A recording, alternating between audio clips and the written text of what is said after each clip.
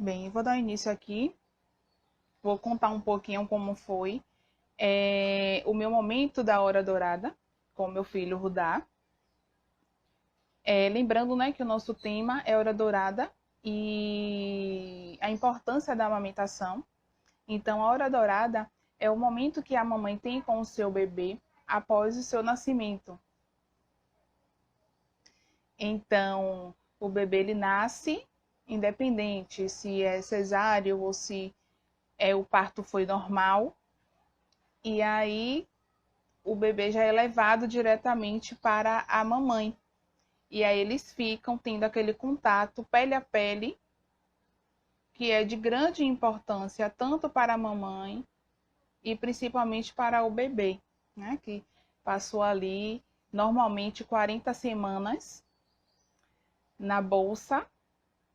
Então ele está ali naquela posição, se move, né, dentro da bolsa e tal, mas ele está sempre ali no escuro, naquele contato ali, somente dentro da barriga da mamãe, tendo as interações, claro, né, externas, que a mamãe sempre está ali conversando com o bebê, está sempre interagindo de alguma forma, cantando música, as pessoas não aguentam ver uma pessoa grávida que quer falar, né, quer tocar no bebê, mas o mundo dele é ali dentro, né, interno.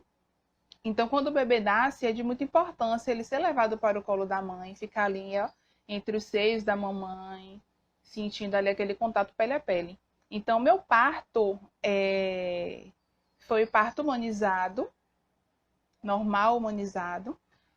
Rudá nasceu, a minha posição para o parto inicialmente foi na cama, porque eu estava já perdendo as forças, fiquei naquela tentativa, mas meu sonho mesmo era que o meu parto fosse na banheira, mas não dava tempo, porque na hora do exame do toque já estava a cabecinha ali querendo sair, né? Rodar querendo nascer, então não dava tempo de ligar a banheira e tal. Eu queria no chuveiro também, não deu tempo de ser no chuveiro. Aí foi na banqueta, foi uma posição assim que foi muito confortável para mim. Eu consegui renovar as minhas forças, porque eu tive um trabalho de parto muito extenso. Foi muitas horas de trabalho de parto.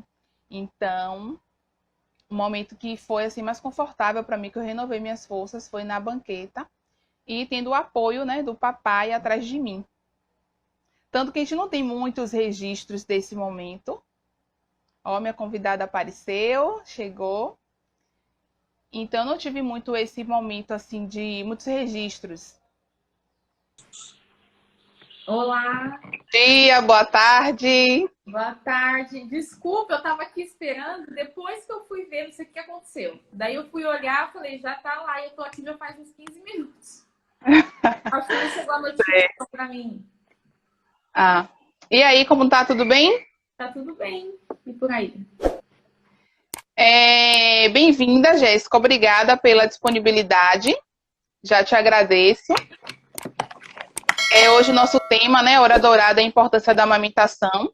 Então, eu estava contando aqui um pouco da minha história, né, com o Rudá, minha vivência do nascimento dele, que eu tive esse momento da Hora Dourada, que eu expliquei assim por cima, que é esse momento pele a pele do bebê com a mamãe após seu nascimento. Aí depois você explica um pouco melhor com suas palavras.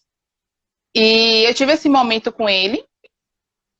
O papai dele também teve esse momento, pele a pele, e achei muito importante. Se todos os pais pudessem estar presentes ali no nascimento do filho, e ter esse momento também bem emocionante do pele a pele com o bebê. E fala aí um pouquinho de você, se apresente. Bem-vinda por aqui no Ranguinho do Rudá. Obrigada. Então, eu sou Jéssica, sou enfermeira, tô fazendo pós-graduação em obstetrícia e ginecologia, já tô ali no finalzinho. Tô fazendo mestrado aqui em Portugal em saúde infantil e pediatria. Sou consultora em amamentação, laser terapeuta em amamentação e pós-parto. Sou doula, né? E aqui em Portugal atualmente eu estou atuando como doula, ainda não como enfermeira, por conta da equivalência, né? De todos os papéis tem que aguardar um pouquinho. Mas por enquanto é isso. Trabalhei 2 anos com maternidade em centro obstétrico e e em hospital, né? Casas de maternidade mesmo. Então já tenho uma certa experiência no ramo. Esse mundo infantil, da maternidade, me encanta muito também. Eu tive meu filho Rudá, foi à noite, então no local onde eu tive o meu parto humanizado não tem doula à noite, mas tive no dia seguinte contato com a doula para poder me auxiliar com a amamentação. Porque já na primeira bocanhada eu tive aquela sensação de lágrimas nos olhos, de aperto no coração. O Rudá, ele travava a boca demais para poder amamentar. Até hoje, às vezes, fere um pouquinho, porque ele trava a boca.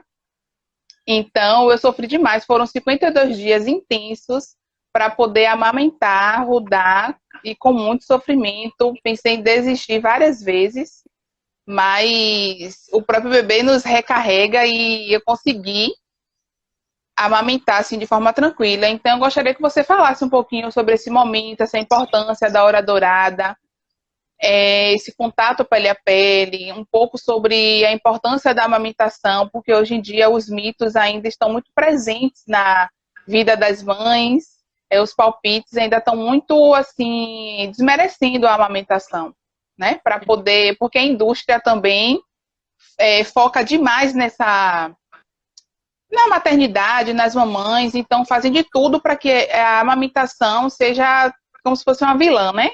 Na vida da mãe, do bebê.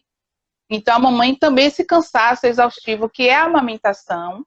Então a mãe foca uma coisa com a outra e aí acaba desistindo, né? Muitas desistem da amamentação por conta da exaustão, falta de apoio, e aí esquece um pouquinho dessa importância. Então conta aí pra gente, por favor, de Sim. acordo com suas experiências. A amamentação, na verdade, a amamentação em si, ela não é algo instintiva, ela é algo que precisa ser aprendida, né? E é aquela questão, todo mundo atualmente se prepara para o parto, porque o medo do parto é um medo cultural, né, que já vem de longos anos, é algo, tipo, é sinônimo de sofrimento. Parto normal é sinônimo de sofrimento. Então, as pessoas se preparam, 90% das mulheres se preparam para o parto. Porém, se esquecem que o parto ele dura até 24 horas. Pode acontecer de passar um pouquinho, mas assim, é um período curto de tempo, né? Já a amamentação é um período que pode até se passar de 2 anos. E poucas mulheres elas se preparam para isso, até mesmo porque elas têm outras alternativas que seriam o leite complementado, né? Então, ou então acha que é algo instintivo. Ah, o bebê vai nascer, são os mamíferos, ele já vai aprender, ele já vai saber mamar. E eu já vou saber dar de mamar, já vou saber ofertar o seio. Então, tem essa regrinha, essa questão também que é algo mais cultural, que as mães elas acabam se perdendo em qual situação ela deve se preparar mais. O meu foco sempre foi, eu preparo mulheres para o parto, mas assim, um dos maiores focos que eu tenho é preparar para a amamentação, porque eu sei que esse é o que vai pegar depois no dia a dia dela, no conhecimento que ela vai ter com o bebê, no manejo que ela vai ter com o bebê.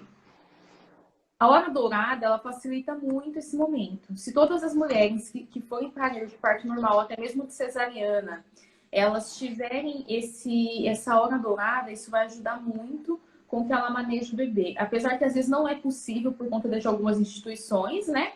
E também por conta do caráter no qual a mãe se apresenta no momento no pós-parto imediato. Às vezes a mãe está muito cansada, foi um trabalho de parto difícil, às vezes o bebezinho não nasceu bem, então não é possível implementar a hora dourada.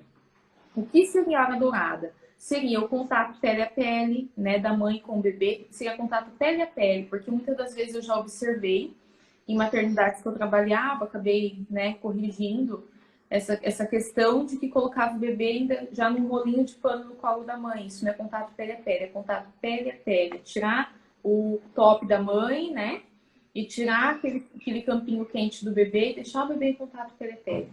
Isso ajuda a manter a temperatura corporal do bebê, aumenta o vínculo entre mãe e bebê, ajuda o bebê a se adaptar ao meio externo, ou seja, para um bebê que está aprendendo a respirar, ele ainda não consegue manter a sua temperatura corporal e ele precisa disso. Ele entrando nesse contato pele a pele, sentindo o cheirinho da mãe, sentindo o afeto da mãe, é mais fácil para ele se adaptar, tá? Ele se sente mais seguro também estando no colo da mãe.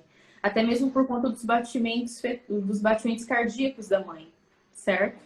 Aquele som do coração da mãe que o bebezinho sente no contato pele a pele o conforta, o deixa seguro, porque aquele som ele sentiu durante os 9 meses de gestação, tá? Para a mãe, aonde que a hora dourada é benéfica? Além de aumentar o vínculo com ela e com o seu bebê, a mãe aprende a manejar o bebê. Né? Ela já consegue segurar o bebê sem medo naquele momento. Ela tem medo, o bebê está escorregadinho, mas depois ela já se sente confortável em segurar aquele bebê. Aumenta o vínculo. Se produz mais ocitocina, tá? Porque a ocitocina a gente fala que é um hormônio liberado através do amor, certo? De coisas boas que a gente vive. Então, a ocitocina ela é liberada naquele momento, diminui a chance de hemorragia pós-parto para a mãe, porque a ocitocina ela age em células meriteliais, que são células que também tem no nosso útero, então, consequentemente, já diminui, né, o risco de hemorragia pós-parto imediato, e também aumenta e acelera a produção do leite materno, tá? Porque muitas das vezes a mãe, ela apresenta ali inicialmente o colostro, a expressão, mas não ocorreu ainda a pojadura. E ela colocando o bebê em contato pele a pele, tentando amamentar na primeira hora de vida, que seriam os primeiros 60 minutos, ela já estimula essa descida do leite, ok? Então, são esses os fatores que mais englobam a hora dourada. E ela é indicada pela Sociedade Brasileira de Pediatria, de tão bem que faz com o recém-nascido. Eu tive um acompanhamento, assim, maravilhoso. Meu pré-natal, eu achei, assim, maravilhoso, do início ao fim. Só que eu tenho algumas pontuações para poder fazer, que é sobre algo bem interessante que você falou nesse início, que a mãe se prepara muito para o parto, tem essa preocupação, vai ser cesárea, vai ser normal, como é que vai ser, qual é a maternidade, o médico que acompanha vai poder fazer o parto ou não vai, tem toda essa preocupação, e pouco se fala na amamentação. Tanto o ato de ser aprendido, tanto de cuidado se deve ter ou não com a mama. Eu mesmo, com a minha experiência no pré-natal, eu não tive essa orientação de não pode passar bucha, né? Os avós falam passar bucha. Então, no pré-natal eu não tive essa orientação, não pode passar bucha, ou pode passar bucha, não pode passar muito sabonete, ou como devemos amamentar, ou como devemos deixar, né, o bebê abocanhar. Eu não tive essas orientações. E não me preocupei, eu estava na minha cabeça tão assim, ciente, positiva, que ia dar tudo certo, que ia encaixar, que ia dar tudo direitinho. Eu estava tão confiante nisso, que eu fiquei muito frustrada com a minha realidade. Sim. Então, eu chorava antes, durante e depois da amamentação. Então, eu sonhava, meu grande sonho de ser mãe era o segundo a amamentar. Então, eu fiquei muito frustrada com essa situação. Pensei várias vezes em desistir. Se não fosse o incentivo do pai do bebê, talvez eu tivesse desistido, que eu cheguei a tentar até aquela proteção de borracha. A minha sorte foi que Rudá rejeitou, ele fazia ânsia, mas eu não tive essa preparação. Então, eu acredito também que nos pré-natais, tem hospitais que agora fazem, né, curso de grávidos, faz com que as mamães cheguem um pouco mais para esse assunto sobre a amamentação. Eu vim aprender um pouquinho sobre a amamentação, já nas minhas últimas semanas, que eu fui para a reunião de grávidos do local onde eu tive Rudá, e aí foi falado um pouco sobre a posição, né, postura, e a importância do barriga com barriga, olho no olho, pele a pele.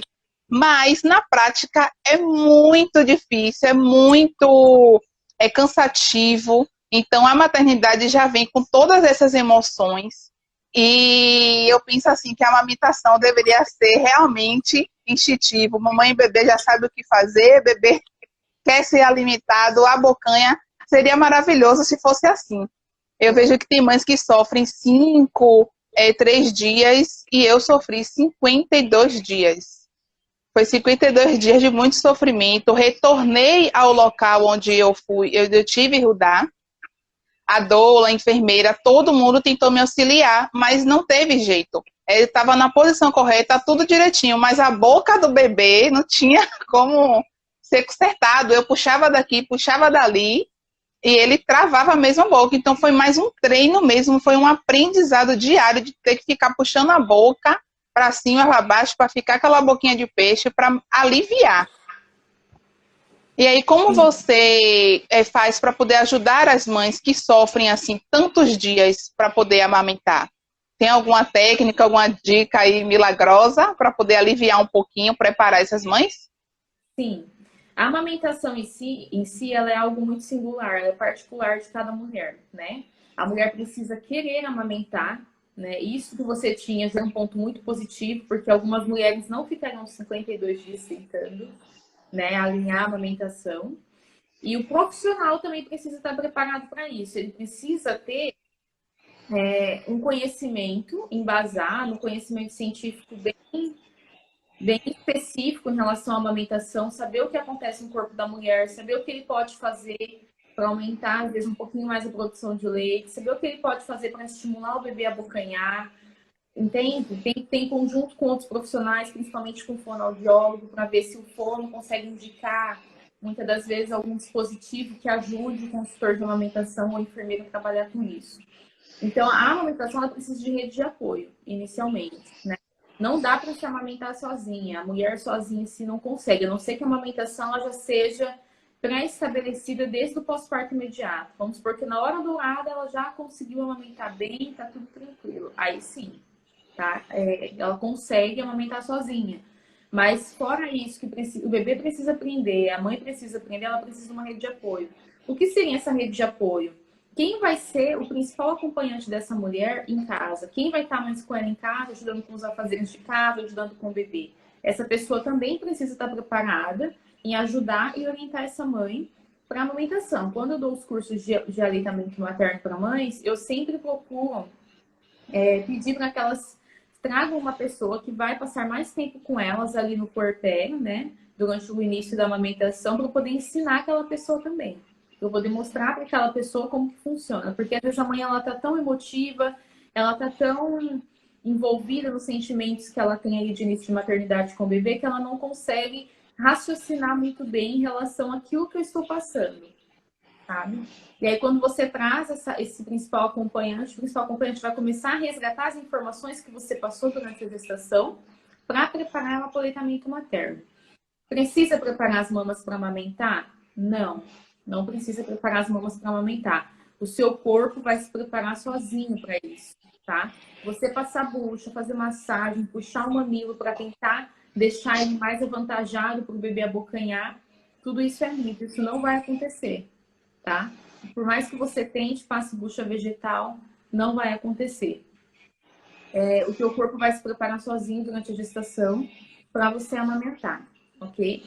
O que a gente consegue fazer para ajudar essa mãe a amamentar durante a gestação, ela se preparar? É somente a informação.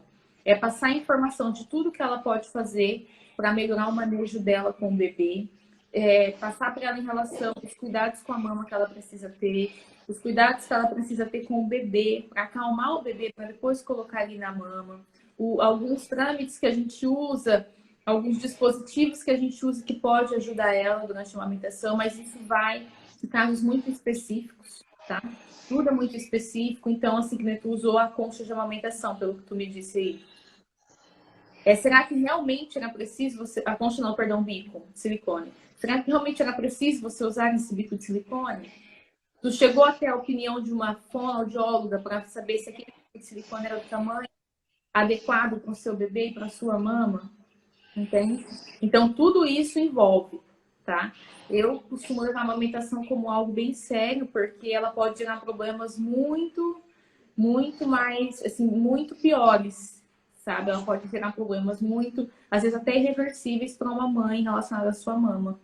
Então, eu sou bastante cuidadosa em relação a passar dicas, né? Você tem alguma dica para ajudar as mães? Porque eu sempre digo, busque informação, procura fazer cursinhos voltados para amamentação, tá? Procura ler sobre amamentação, faça mais que um curso, se possível, não faça só em um local, faça em locais diferentes para tentar comparar se a informação é correta. Não aceite informação, as avós e as mamães, elas sabem muito sobre, né, a amamentação. Só que procura saber se aquelas informações são viáveis, tá? Que nem às vezes a mãe fala, passa bucha vegetal no mamilo que ajuda. Será que é viável mesmo passar bucha vegetal? É o que eu sempre falo. Tava esses dias, eu fiz até uma live, um cursinho com as gestantes, e eu disse, gente, mexer nos mamilos, tá? Durante a gestação pode gerar um trabalho de parto prematuro, tá? Porque todas as mães que já amamentaram, se você observar, enquanto você amamenta, você sente cólica no início ali da amamentação. Por quê? Por conta dos hormônios. O hormônio que libera o leite, estimula a amamentação, é o mesmo que estimula o útero no trabalho de parto. Então, muitas das vezes, você mexer no mamilo durante a gestação, você pode desencadear um trabalho de parto prematuro, tá? Principalmente em mães que já têm históricos de trabalho de parto prematuros, que já teve abortos, né? Isso pode acontecer. Então, em relação à amamentação, a melhor dica que eu dou é façam cursinhos, assistam lives para tentar buscar o máximo de informação possível, procura ler artigos que falem sobre a amamentação, mas não faça nenhum, não tome nenhum tipo de decisão, não faça nenhum tipo de procedimento,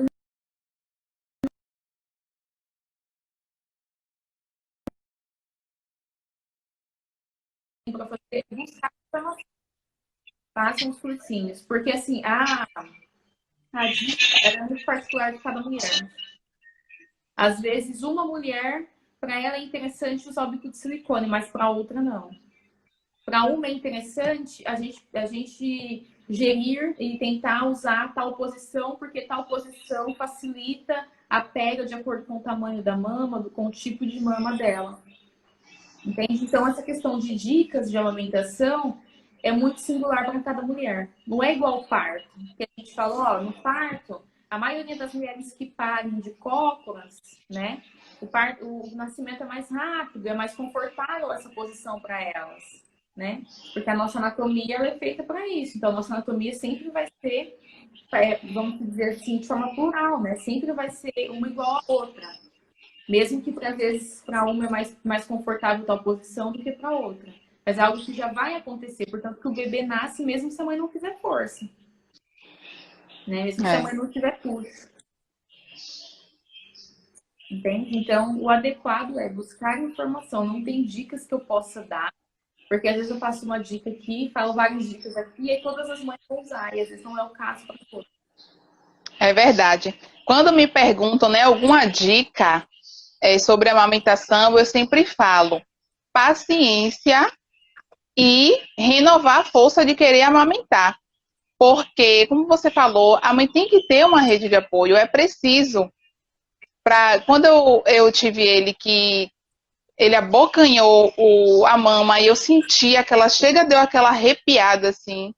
Aí eu falei assim, ai meu Deus, vou ter sérios problemas com a amamentação. E no dia seguinte chegou a doula com a enfermeira e uma outra profissional para poder me auxiliar na mama.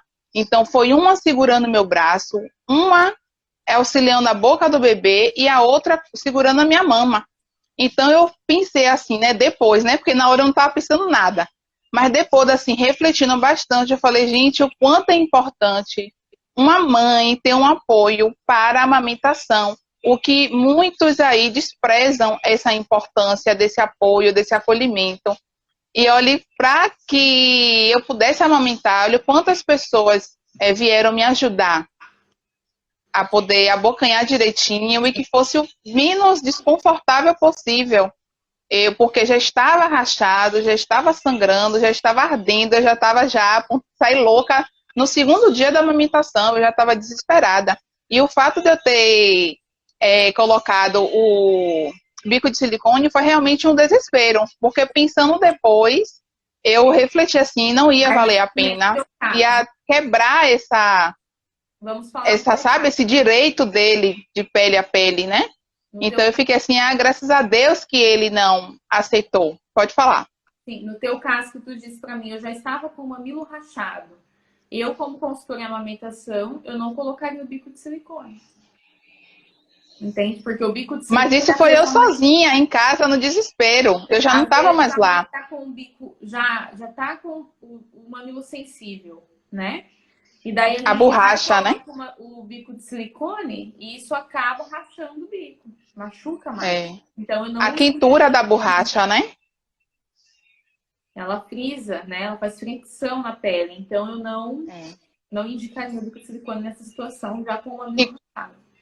e quando eu coloquei, eu senti assim, queimar mais ainda, porque o contato da borracha com o mamilo já que estava cheio de leite quente já, né? A ponto de empedrar. Aí eu falei assim, não, ainda bem que ele não pegou isso. E o que me salvou, assim, bem depois, já lá por 50 dias, foi salsinha. Eu triturei a salsinha e coloquei, era o que refrescava, dava aquela sensação de dormência. Aí eu tirava, lavava e conseguia amamentar. Aí tinha um comentário interessante, ó, da Pan. Não sabia essa de mexer nos mamilos durante a gestação pode desencadear um trabalho de parto prematuro. Sim, Pamela, é o que a gente, é aquilo que tu estava sentindo, né? Ali da barriga endurecer, das dores mais fortes. A Pamela chegou a fazer um cursinho comigo. Preparação para o trabalho de parto e preparação para a amamentação. Se tu tivesse me dito que estava mexendo nos mamilos, eu já tive clientes disso, tinha te passado isso ontem, sobre essa questão que tu me disse, que estava sentindo bastante dor já, né? Que era normal. Sim, é normal, como eu disse, mas provavelmente isso pode ter se desencadeado e ficado mais forte por você estar estimulando os seus mamilos. Tá? Aproveitando, Jéssica, esse seu comentário, deixa eu fazer uma pergunta. As mamães que engravidam amamentando, e aí como é que funciona? Porque uns falam que causa o prematuro, né? Um parto prematuro. Outros falam que pode. Aí no caso de amamentar mesmo um outro bebê, como é que fica essa situação? Funciona assim, depende, a gente vai analisar toda a situação daquela mulher. Então, se ela engravidou com o primeiro filho, que já está completando 6 meses, né? O primeiro filho já está completando 6 meses, ou seja, já vai ser introduzida uma nova dieta, entende? Ela até pode continuar amamentando, mas já tentando fazer o desmame. É o que eu indicaria, até mesmo porque depois ela não vai conseguir manter a amamentação de 2 bebês. É mais difícil. Ela não consegue amamentar nenhum e nem outro. E aquele que mais necessita, que é o recém-nascido, não vai receber a oferta de leite necessário porque ela está tentando amamentar os dois.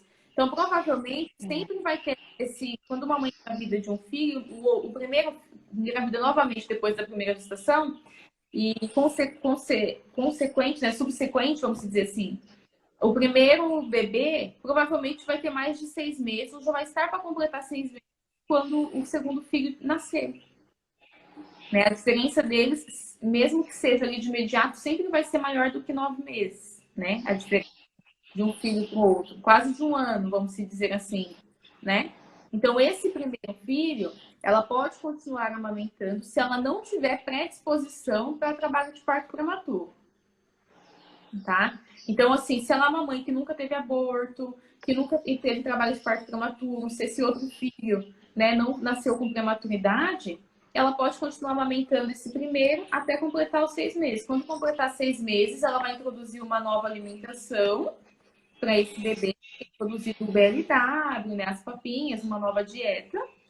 Ela introduz essa nova alimentação desse bebê e já vai praticando o desmame para a chegada do próximo bebê. Então, mamães, vamos evitar a gravidez amamentando, né? Porque aí também não tira o direito do primeiro bebê, do primeiro filho, ter a amamentação até os 2 anos ou mais, né? Os benefícios, deixa o bebê receber os benefícios aí. Sim, Depois pense em ter outro filho, então. É melhor assim, né, Jéssica? sim. Apesar que pode acontecer. Assim, tem muitos. É uma situação meio, né, tipo, divergente. Alguns profissionais falam, não tem problema, pode continuar amamentando. Eu não vejo problema se a mãe não tem predisposição para um aborto, para um trabalho de parto prematuro. Não vejo problema. Mas para melhor qualidade de vida dela, porque a gente não pode só pensar na criança, a gente tem que pensar na qualidade de vida daquela mãe. Porque se aquela mãe ela não tem uma qualidade de vida tranquila, se ela não está bem emocionalmente, ela não vai dar conta dos 2 bebês. Ela não vai transmitir algo de bom para o teu bebê, somente estresse. Isso também não ajuda, porque isso também vai fazer com que o leite dela até seque, né? Vamos dizer assim, que ela pare de produzir leite, porque ela tá mais É. estressada do que se sentindo bem com a amamentação. E não é isso que a gente quer. Então, já que o primeiro já supriu todas as necessidades dos 6 primeiros meses de vida, vamos introduzir uma nova alimentação, começar o desmame para a chegada do próximo bebê que precisa dessa carga nutricional do leite materno nos seus 6 primeiros meses de vida também, que é o essencial.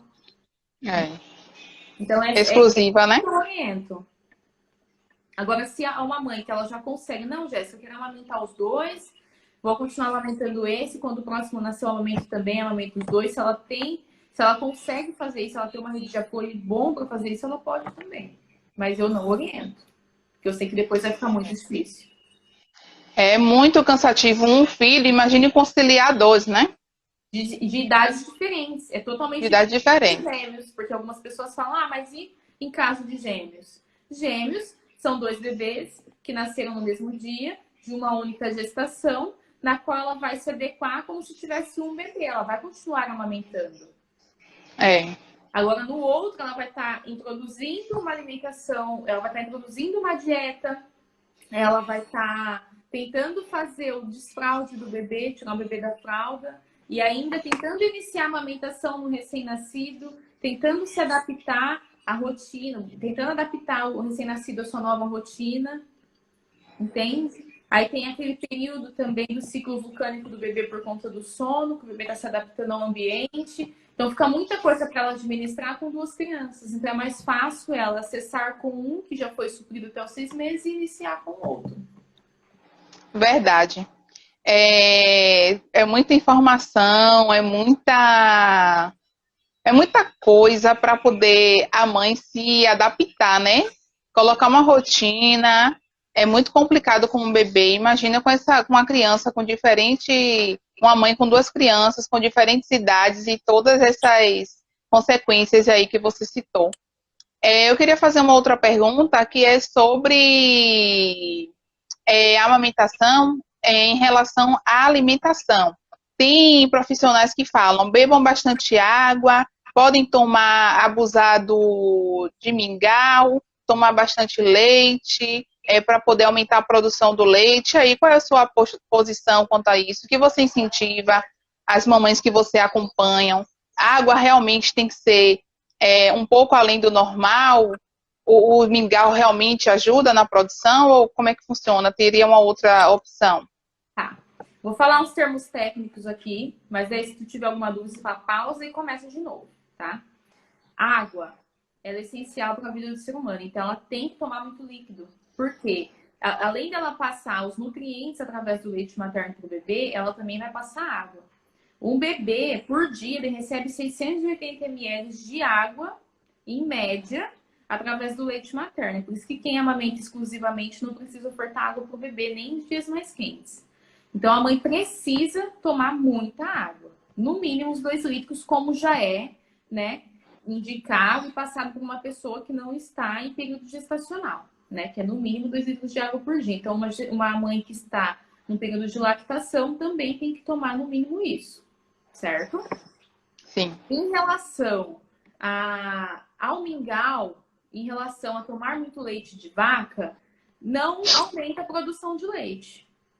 Tá? Isso não tem nada a ver. O que vai aumentar a produção de leite é a boa sucção do bebê. Quanto mais o bebê sugar a mama efetivamente, mais se aumenta a produção de leite. Porque o corpo da mulher ela vai produzir leite para o bebê de acordo com a sua necessidade, de acordo com a necessidade do bebê. Então, se o bebê mama pouco, ela vai produzir pouco. Se o bebê mama muito, ela vai produzir muito. Em relação aos nutrientes que tem no leite materno também, é de acordo com o que o bebê dela precisa.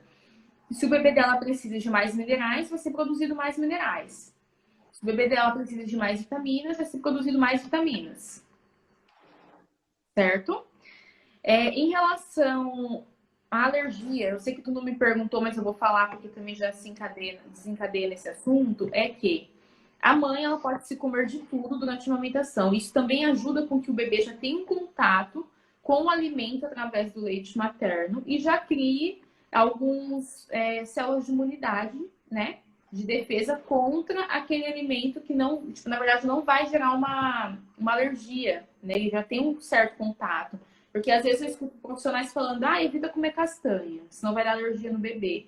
Não, muito pelo contrário. O bebê já vai ter tido esse contato com a castanha. E quando ele comer a castanha, pode ser que ele não tenha alergia, porque ele já teve esse contato prévio, tá? Então, o que a gente fala para a mãe? Não come. Evitar, na verdade, não é não comer, evitar. Chocolate, porque tem alguns chocolates sem cafeína. Evitar cafeína, porque ela também passa através do leite, vai deixar o bebê mais em estado de alerta. Bebidas alcoólicas também passam, né? Através do leite, também não é bom para o bebê, sabemos disso. E alimentos que todo tipo de alimento que altera o sistema nervoso central, ou seja, que seja drogas, vamos supor, não sei, às vezes tem mulheres que usam drogas, fazem uso de drogas ilícitas, ela precisa parar de usar isso durante a gestação e também no período de lactação, senão vai passar para o bebê também, tá? O bebê não tem alergia ao leite materno. Por quê?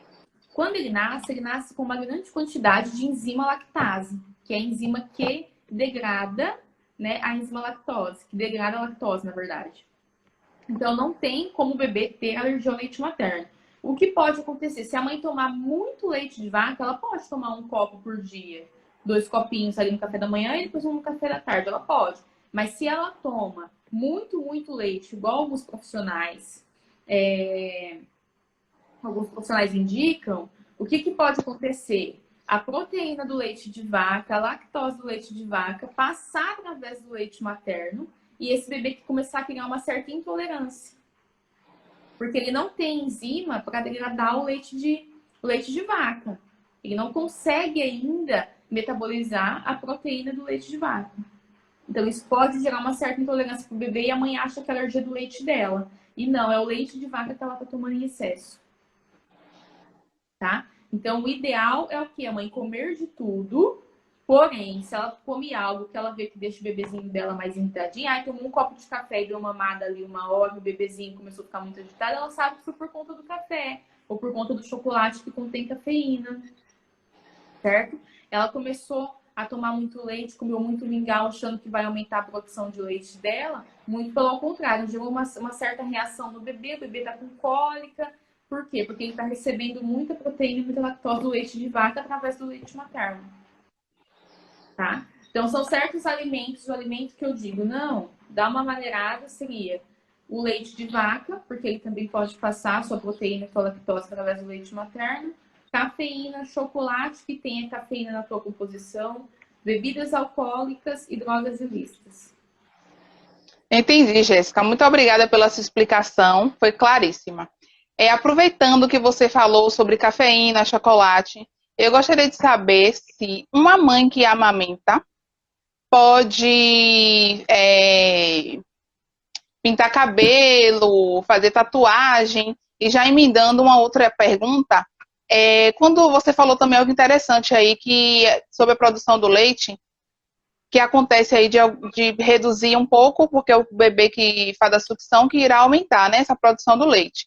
Mas assim, quando chega os 3 meses do bebê, né, 3 meses de amamentação, que é quando está assim, adequando, né, a demanda do bebê, e acontece a crise dos 3 meses, que o bebê começa a ficar muito agitado, rejeita, chora. E aí, como é que você faz essa associação? Tem a ver realmente essa demanda se equilibrando com o bebê estar tendo essas rejeições? Qual é a sua opinião quanto a isso? Sim. Respondendo a primeira pergunta, que foi em relação a... Fez 2 tatuagem, pintura de cabelo. Tudo que é química, eu não aconselho, porque isso pode passar através do leite materno. Dependendo do estúdio, né, nós sabemos que mães que são portadoras do vírus HIV não podem amamentar os seus filhos. É preconizado pelo Ministério da Saúde. Somente em regiões, tipo na África, que tem aquela região muito forte em relação à diarreia, desnutrição, né? Lá nessa região as mães podem amamentar, porque os bebês morrem mais de desnutrição do que por conta do vírus HIV. Então, nessa região pode. Em outras regiões, outros países, não. Então, mães portadoras do vírus HIV não podem amamentar, certo? Então, vamos supor que essa mulher vai e faça uma tatuagem amamentando. E esse estúdio não seja algo, né, muito Seguro. seguro e ela acaba se infectando com algum tipo de vírus. Ela pode passar esse vírus para o bebê. Sem contar a química da tinta também que é colocada na pele. Tá? Que a gente tem que entender que tudo que é excretado do nosso corpo, né, são coisas que não servem mais para nada, né? Vamos dizer assim. Então, a gente urinar, a gente evacuar, transpirar, são toxinas que precisam ser liberadas do corpo, certo? O leite Sim. materno precisa ser liberado para nutrir o teu bebê. E muitas das vezes o leite materno não vai selecionar.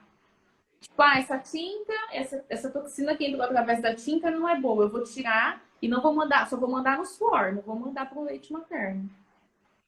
Não. Tudo que você come, tudo que você ingere vai ser excretado também através do leite materno. Entendi, porque a pediatra do Rudá me proibiu, eu querendo pintar o cabelo, e ela, não pinte, tá proibida, não pinte, sabe? É curta e grossa, vamos dizer assim, não pinte, sem muitas explicações. Sim, na Não verdade, pinte, eu, tá, tudo nenhum bem. profissional vai ficar explicando, né, o porquê que pode, porque, a não ser que seja um atendimento personalizado, né? Você vai, paga uma pessoa, fala, ó, quero um atendimento personalizado, só que quero saber o porquê de tudo, mas nenhum profissional em consultas comuns vai ficar falando que o profissional não pode, por isso, para te conscientizar daquilo. Não, ele não vai fazer isso, né? Então, eu não indico, tá? Não indico pintar o cabelo também. Não vejo uma questão de, tipo, aquela tinta absorver no couro cabeludo e passar pro bebê e tudo mais, mas tem cheiro muito forte. E o narizinho do bebê é muito sensível também a cheiros e odores, então eu também não aconselharia a mulher fazer nenhum tipo de procedimento estético, tipo as unhas, tudo bem, mas eu falo assim, questão que seja, que dê muito, que aumente o cheiro, né, o aroma do ambiente, para depois amamentar. Não indico. E em questão, a outra pergunta foi sobre. Os 3 meses, né? Coincide a crise dos 3 meses com a demanda do leite, se tem realmente associação, os dois. Não, na verdade, a demanda do leite não tem a ver. O que acontece? O bebê, quando ele começa a ser amamentado, o seu intestino está começando a trabalhar naquele momento. Dentro da barriga, ele era alimentado pelo cordão umbilical. Né? Ele era nutrido pelo cordão umbilical. Tudo que ele precisava estava ali. A única coisa que ele tinha contato, né, pelo teu sistema gastrointestinal era o líquido amniótico, que entrava pela boca e ele urinava. Entrava pela boca e ele urinava. É assim que funciona, né? O líquido amniótico nada mais é do que o xixi do bebê, então ele é produzido o tempo todo. O bebê engole o líquido e elimina o líquido, né, através da urina. Então, o que acontece? Nos 3 meses de vida, o intestino do bebê, o sistema gastrointestinal do bebê, está começando a se desenvolver. Está começando a metabolizar, a usar aquelas bactérias que ele trocou com a mãe através do leite materno, tudo naquele momento. E aí é onde começam a se aparecer as cólicas, que é quando, se você observar, a partir dos 3 meses, é quando o cocô do bebê começa a ficar mais sólido, não fica de uma forma tão pastosa. Não fica igual aquele mingauzinho de leite. Você começa a sentir um odor mais forte, você começa a sentir que ele sai um pouquinho mais pastoso, não de forma líquida, não sai mais pastoso, de uma forma mais sólida, desculpa. Então, é uma transição do sistema gastrointestinal do bebê, certo? E é onde também começam a se aparecer os primeiros sinais de prontidão, né? Os primeiros, tá? Não são todos. Os primeiros sinais de prontidão é quando o bebê já começa a ficar um pouquinho mais endurecido, ele já começa a se interessar mais pelas coisas, sem querer pegar as coisas, ele já começa a responder mais aos estímulos, você brinca, ele começa a já dar mais sorrisinhos, ele já responde aquilo que você proporciona para ele, certo? Então, os 3 meses é quando o segundo, terceiro mês é quando já começa a aparecer as cólicas. E daí tem várias coisas que você pode fazer para acalmar o bebê e diminuir essa cólica. E assim, é um pouco também difícil de falar, porque tem que ver quais são os fatores que estão influenciando aquele bebê sentir dor, como que está sendo essa amamentação, esse bebê tem amamentação exclusiva, ele está recebendo complemento também. Será que a mãe deu água para o bebê? Será que a mãe deu chá para esse bebê? Porque às vezes acontece. Tem mãe que não sabe que não pode dar água em amamentação exclusiva e vai dar. Tem mãe que dá o peito e ao mesmo tempo faz complemento e dá na mamadeira para o bebê. Será que isso também não gera uma cólica nesse bebê? Então, assim, a gente precisa ver todos os fatores que cercam essa criança, que está deixando aquela criança, às vezes, com cólica, ou às vezes desconfortável com alguma situação.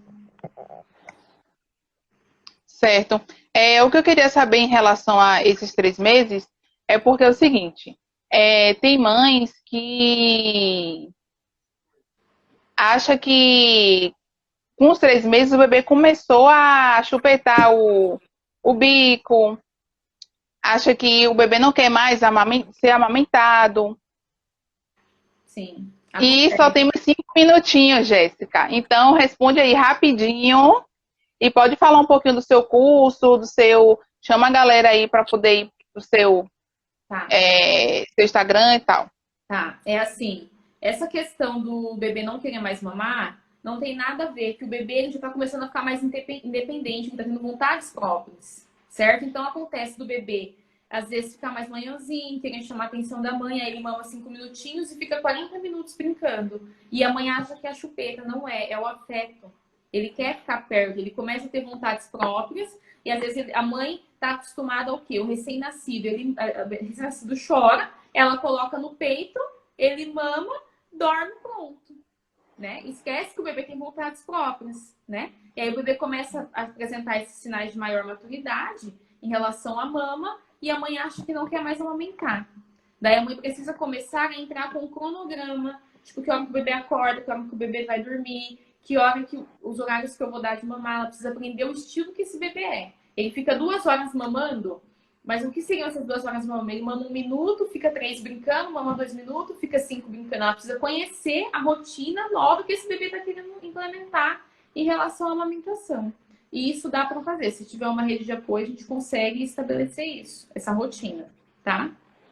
Em relação ao meu curso, eu dou cursos de amamentação, de preparo para amamentação, preparo para o trabalho de parto e cuidados básicos com o recém-nascido. Para quem mora em Portugal, é um valor de 15 euros por tópico. E para quem mora no Brasil, são 10 reais por tópico. Se alguma mãe precisa, tipo, de declaração, né? Ah, eu preciso de uma declaração porque eu vou fazer esse curso, vou parar 1 hora no meu trabalho para fazer o curso, eu também emito esse tipo de declaração.